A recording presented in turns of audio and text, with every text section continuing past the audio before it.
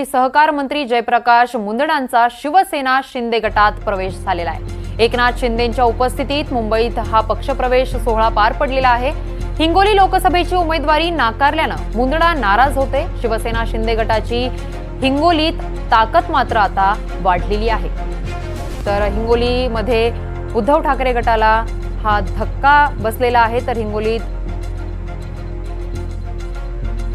मुंदडांनी शिवसेना शिंदे गटात प्रवेश केला आहे। तर मुख्यमंत्री एकनाथ शिंदेंच्या उपस्थितीत हा पक्षप्रवेश सोहळा पार पडलेला आहे।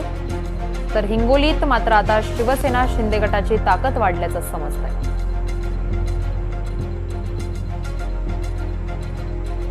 अतिशय महत्त्वाची बातमी आहे। उद्धव ठाकरेंना हिंगोलीत हा धक्का मानला जातोय।